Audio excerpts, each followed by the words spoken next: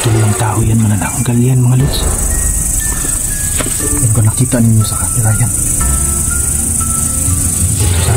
Hindi pa tayo nakapasok sa bahay pero ayun yung nakita na tayo dito sa gilid ng bahay. Lapitan natin.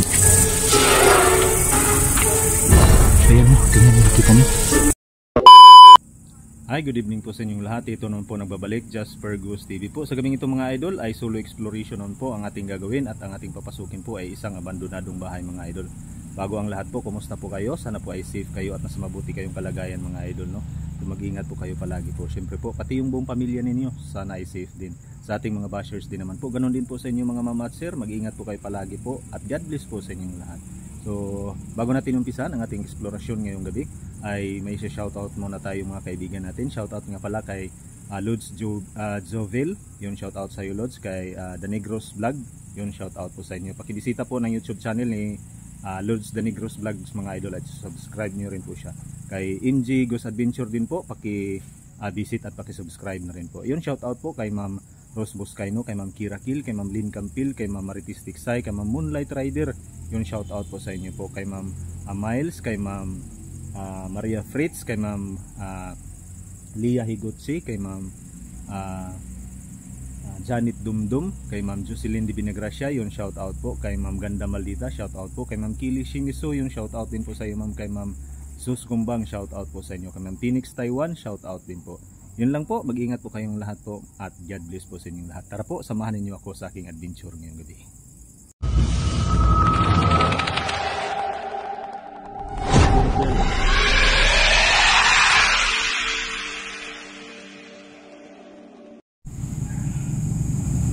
So yun mga idol, nandito na tayo sa area, no?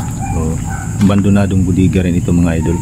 So pasensya na kayo mga idol kung may naririnig man kayong mga motor na dumadaan kasi medyo malapit lang ito sa kalsada, no? Itong pinapakita ko sasakyan ito na matagal lang nakapark dito sa abandonadong budiga, no? Pero yung papasokin natin mga lods, abandonadong bahay yun. Subukan lang natin, no?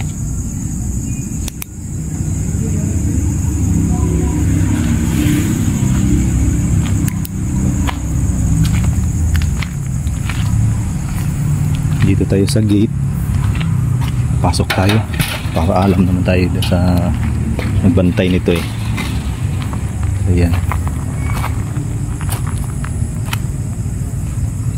Yan, nandito na tayo sa loob, no? Yung makikita natin dito mga lods, ito na yung bahay mga lods, pero nasa labas tayo. Ito yung mga lumang bike. Yan, inabandona na nila.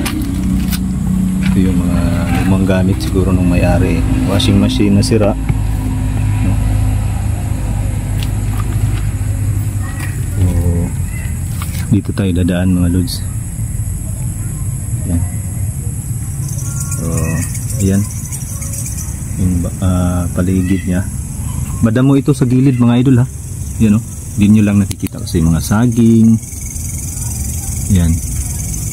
At doon sa unahan mga lods may mga tawag dito, mga punong kahoy, mga baliti. Yan, malalaking punong kahoy yan sa likuran. Dito tayo dadaan kasi may pinto doon sa likod. Pasensya na, may mga dumadaang motor na ririnig ninyo kasi doon sa unahan may kalsada doon. Paakyat kasi kaya medyo malakas yung tunog. So, ito yung bintana nila. Hindi pala patapos tong bahay na to, pero natirhan na nila to. Yan. So, maraming puno yan dyan sa loob mga lods.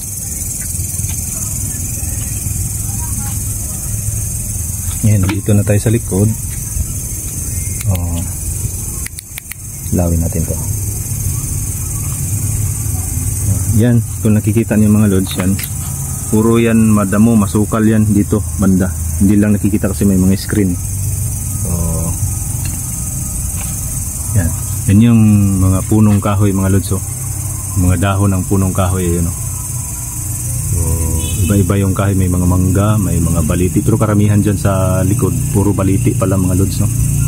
So, malalaking puno ng baliti. Lah,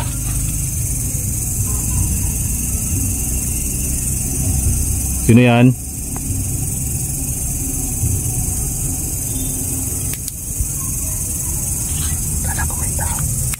Ayan, kita ninyo. Yan mga lods oh. Yan oh, kung nakikita nyo. Yan. Madamo yan. Puro damo yan mga lods. Yan, so hindi nyo lang siguro makita dyan. No?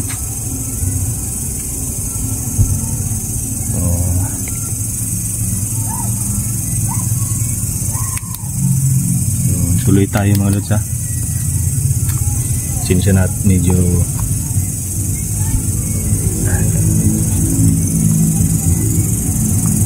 ayan mga lods oh. Yun yung mga punong kahoy na sinasabi ko mga lods oh. Mga baliti yan mga lods no.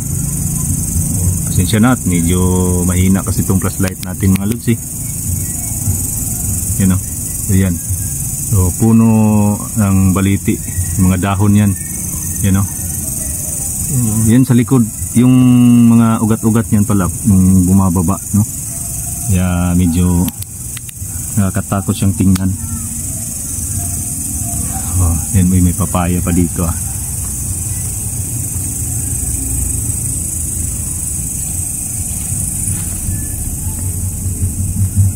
CR. Medyo matagal-tagal na palang hindi nagagamit tong CR ito. Kasi tingnan nyo, may mga lumot na. Tagal nang hindi ginagamit to.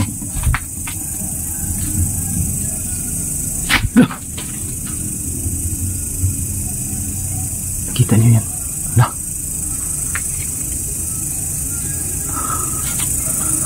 Ayan o. Kaputol lang tao yan. Manananggal yan mga lods. Ayan ko nakita ninyo sa camera yan. Dito sa... Hindi pa tayo nakapasok sa bahay. Pero ayun may nakita na tayo dito sa gilid ng bahay. Lapitan natin. Ayan o. Tingnan nyo. Nakita nyo. Ikaputol lang tao yan oh. Manananggal yan. Yan yung paligid oh. Puro kahoy yan. So hindi na tayo papasok mga lods ha. Ayan. May mga sili pa pala dito. So ang gagawin natin dito mga lods. Anak ng pati dito may manananggal ah. Yan oh. Tingnan nyo yung dugo mga lods oh. Bago lang to ah. So, wala tayong gasolina mga lods ah. Teka, maghanap tayo. Ito. May mga dahon. Teka, baka mawala.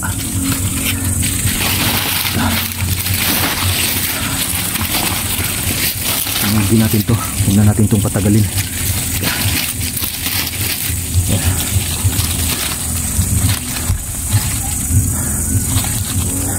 Hindi natin ito patatagalin mga lods ha. Baka matakasan na naman tayo eh.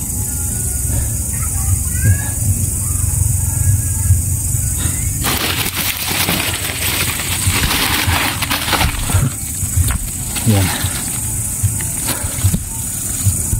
Yan. Distansya tayo ha.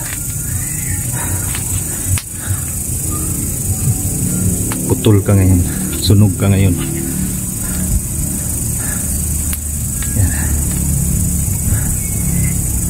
Nating patagalin pa, kailangan nating sunugin yan. Mambiktima pa yan mga lods eh.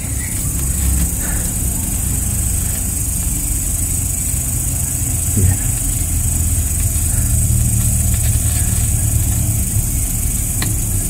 Ngayon gagawin ko mga lods, magtatago ako dito mga idol ha.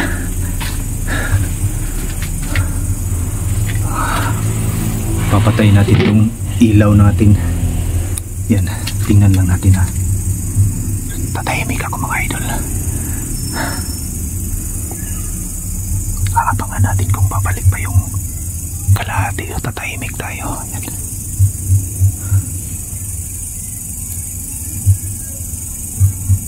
Pasensya na, sobrang dilim kasi pinatay ko yung ilaw.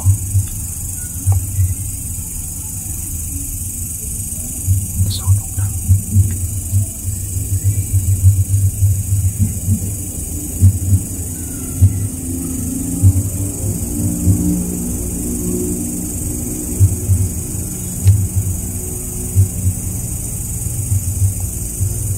Tatahimik lang ako mga idol ha. makita natin kung babalik man yan. Tago lang tayo dito.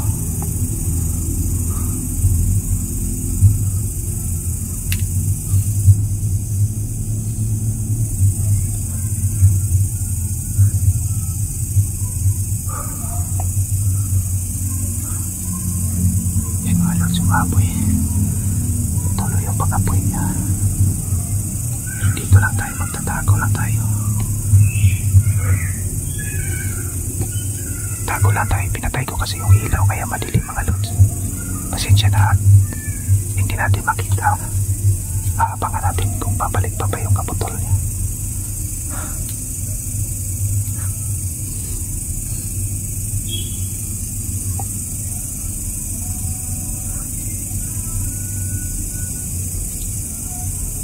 Sobrang dilim.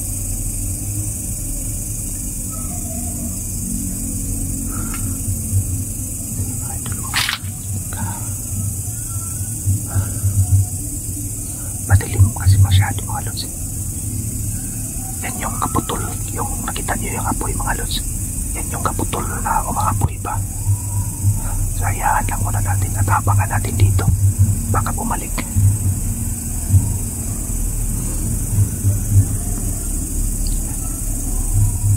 So hindi ko na pinatagal kaagad mga idol kasi baka matakasan pa tayo. Sinunog ko na kaagad yung manananggal. Wala nang maraming satsan, sinunog na natin kaya abangan natin dito. Pasensya na't madilim kasi inabangan ko ito. Babalik ba talaga dito? Manananggal na yan.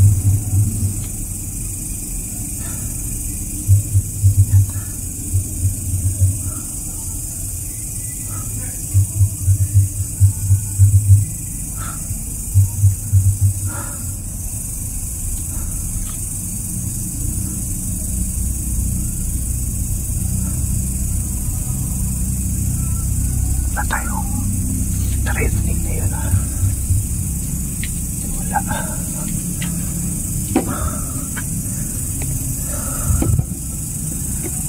Yan ang mapoy pa siya mga lods.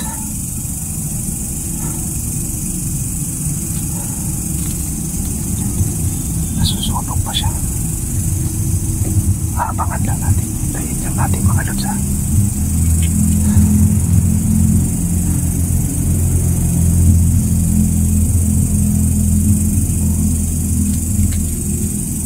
nararamdamang na bumalik. Siguro nakalayo yung kalahati mga idol. Siguro naghanap yun ng mabibiktima. Yan, nagliliyak pa siya mga idol. Nakakita nyo, nagliliyak pa.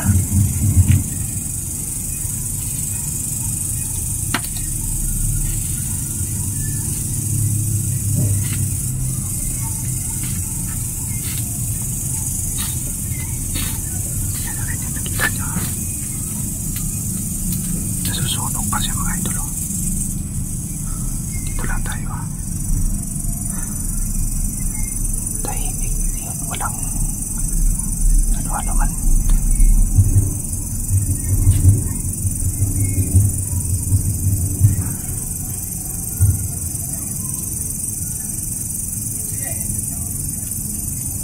Kaya tuloy-tuloy yung pagliyap niya mga idol.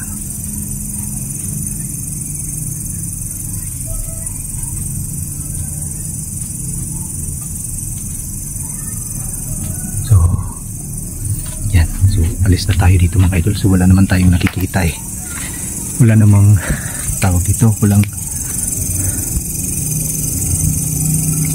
ilaw tong ilaw ko mga lods yung nangyari dito.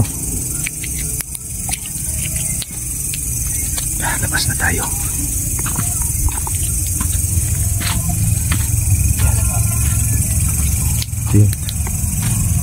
So lumabas na tayo mga lods no. Gusto kong abangan sana hanggang mamaya pero baka delikado yung buhay natin dun mga lods no? So maraming salamat at safe tayo. Hindi pa tayo nakapasok sa bahay, babalikan natin tong bahay mga lods kasi hindi natin napasok. Pasensya na, medyo nasisi, kumukurap-kurap tong ilaw ko mga lods baka may ibang enerhiya na nandito mga idol no? So maraming salamat po at safe tayo nakalabas. Mag-ingat po kayo palagi po. God bless po sa inyong lahat hanggang sa muli po.